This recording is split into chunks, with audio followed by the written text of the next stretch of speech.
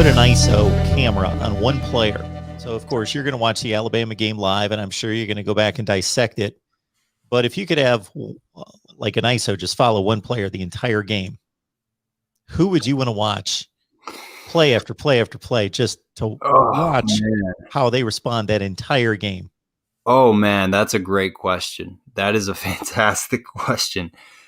God, probably someone in our offensive line. I mean, Zion Nelson would be a great candidate. This entire offseason, there's been projections of him going in the first round, being as much as like a top 5, top 15 pick. I want to see how Zion Nelson stacks up against a defensive line reigning national championship unit.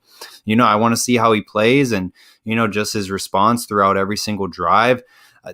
Zion Nelson, to me, the whole story was incredible. 2-star recruit, committed to App State. Now he's at Miami. They take a chance on him, and now he's a projected first-round pick. I think that's a great player to look at. But ultimately, for me, I think it's De'Ara King the entire game. You have to see how he responds in this situation. I'm this whole game mind boggles me, Mark. It really does. Just Alabama. I don't know what the outcome of the game will be. Because seeing past Miami Hurricanes experiences beforehand, we felt completely short against Clemson. We felt completely short against LSU. We felt completely short against Clemson again in the ACC title game. We were missing a bunch of players, which is true. But, against the elite opponents, we really don't show up. And North Carolina was another example of a great football team we played this past season. So, personally for me, it's going to have to be Zion Nelson or De'Ara King. D-Rock Irish, this guy could write promos for me.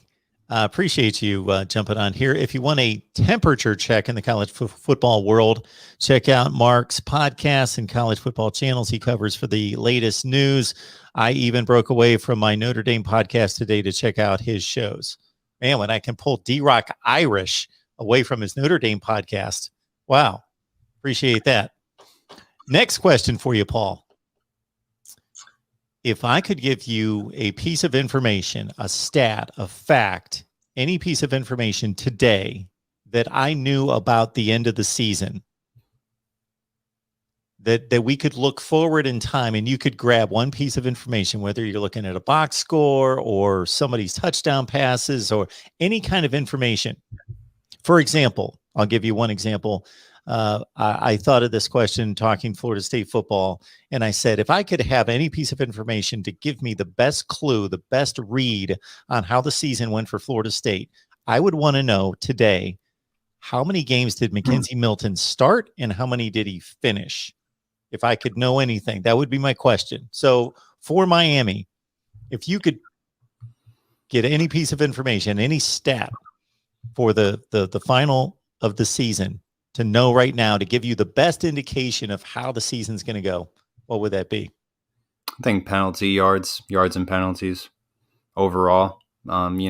Pick against premier opponents such as North Carolina, Alabama.